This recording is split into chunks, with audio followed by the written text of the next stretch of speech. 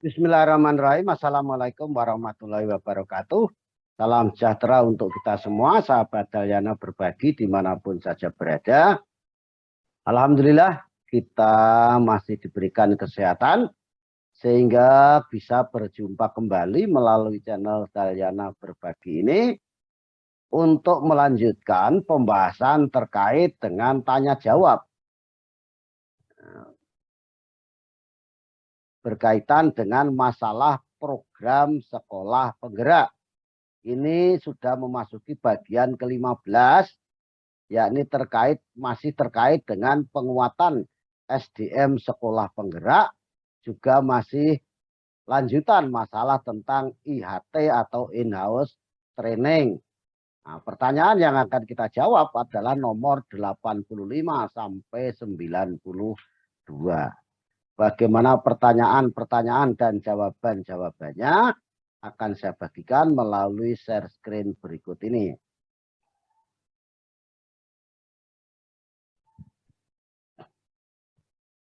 Nah, jadi nomor 85 sampai berapa tadi Bapak Ibu? Sampai 92 ya. 85 sampai 92.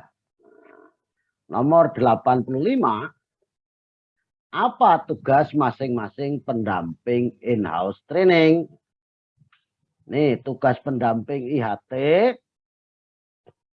itu untuk manajemen itu nanti berkoordinasi dengan Dinas Pendidikan dan Komite Pembelajaran, mereview keterlaksanaan IHT, memberikan solusi terkait permasalahan yang dihadapi selama pelaksanaan IHT. Untuk instruktur itu berkoordinasi dengan Komite Pembelajaran terkait proses pembelajaran. 2. Melakukan identifikasi permasalahan selama IHT dan jika luring dilengkapi dengan observasi langsung pelaksanaan IHT. 3. Melakukan refleksi berdasarkan hasil observasi. 4. Memberikan umpan balik terhadap hasil refleksi. Untuk tugas admin itu berkoordinasi dengan panitia IHT, melakukan pengecekan dan penegasan kembali terkait dokumen keuangan IHT. Itu nomor 85. Nomor 86, bagaimana waktu pendampingan IHT untuk pendamping manajemen, instruktur, dan pendamping admin. Supaya nanti dalam pelaksanaan IHT menjadi jelas ya.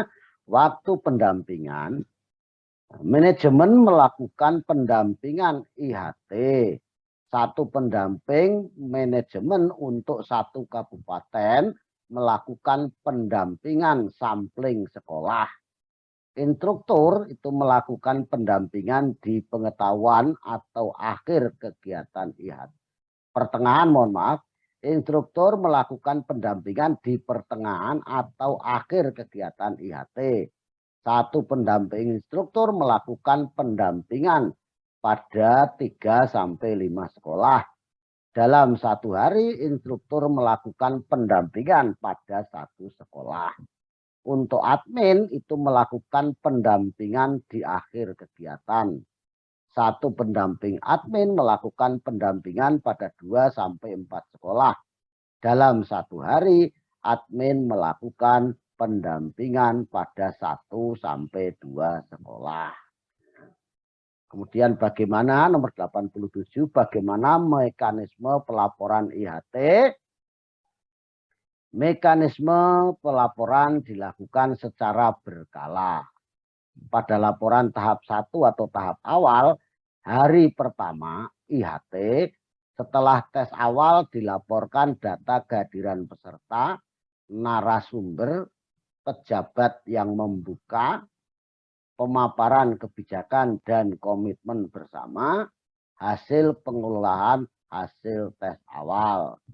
Pada laporan tahap 2 atau di tengah-tengah itu hari keempat atau kelima dilaporkan data kehadiran peserta, narasumber, hal baik dan kendala yang dihadapi, baik akademis maupun non-akademis, serta kendala yang dihadapi. Pada laporan tahap ketiga atau laporan akhir dilakukan 2 minggu setelah IHT dilaksanakan. Keempat, proses pelaporan akan dilakukan di SIM PKB. Nah, jelas kiranya. Nomor 88, bagaimana teknis distribusi soal tes awal, tes akhir, instrumen evaluasi pengajar, dan instrumen evaluasi penyelenggaraan. Teknis distribusi soal tes awal, tes akhir, kemudian instrumen evaluasi pengajar dan penyelenggaraan kegiatan IHT adalah distribusi soal tes awal dan tes akhir diserahkan kepada komite pembelajaran. Bentuk tes berupa pilihan ganda, analisis butir soal dilakukan oleh KP ya, atau opsional atau komite pembelajaran kan KP itu ya. Nah, nomor 89, apa hasil yang diperoleh dari pelaksanaan IHT? Nah, hasilnya adalah produk atau hasil yang dihasilkan dari pelaksanaan IHT yang kemudian bisa untuk mengimplementasikan pembelajaran dengan paradigma baru di sekolah penggerak adalah dokumen kurikulum operasional sekolah.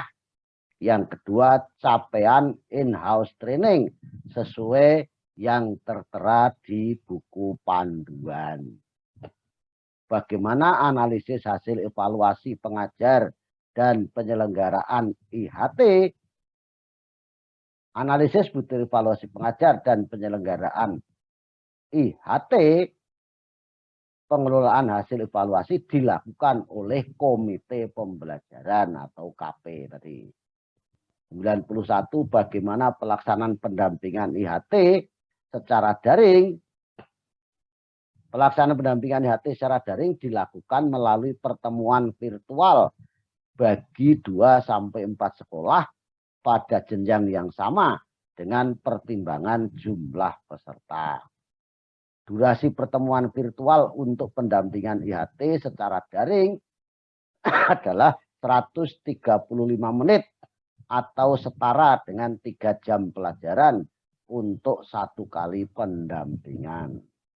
Dalam pendampingan secara daring, setiap IN atau instruktur nasional akan diberikan komponen uang saku dari uang harian per jadin sebesar Rp75.000 per jam pelajaran. Bagi satuan pendidikan yang tidak melaksanakan IHT dikarenakan sudah tidak ada sasaran guru kelas atau guru BK yang sama, akan tetap mendapatkan pendampingan secara daring melalui tatap muka virtual. Seluruh unsur yang terkait dalam pelaksanaan pendampingan secara daring, peserta dan instruktur dalam hal ini ya, diberikan bantuan biaya koneksi sebesar Rp100.000 per kegiatan. Penyediaan fasilitas pertemuan virtual menjadi tanggung jawab P4TK dan LPPKSPS. Ya. Jelas ya. Sampai nomor 92 ya. Sekarang nomor 92. Bagaimana pelaksanaan pendampingan in-house training secara luring? Kalau yang tadi secara daring ya. Nah, kalau secara luring, untuk pendampingan secara luring menggunakan skema pembayaran per jadin atau perjalanan dinas. Pertemuan luring di satuan pendidikan hanya diberikan bantuan konsumsi. Kirana jelas ini pertanyaan-pertanyaan terkait IHT. Nanti masih kita lanjutkan bagian 16 dan seterusnya juga masih ada kaitannya dengan IHT dan komite pembelajaran. Mudah-mudahan jawaban pertanyaan-pertanyaan ini menjadikan jelas bagi kita semuanya, baik sekolah-sekolah yang sudah melaksanakan program sekolah penggerak maupun sekolah-sekolah yang baru akan melaksanakan program sekolah penggerak pada periode atau angkatan tahun ini atau tahun yang akan datang. Mudah-mudahan ini bermanfaat, kurang dan lebihnya saya mohon maaf. Saya akhiri billahi taufik wal hidayah. Assalamualaikum warahmatullahi wabarakatuh. Salam sejahtera untuk kita semuanya. Terima kasih.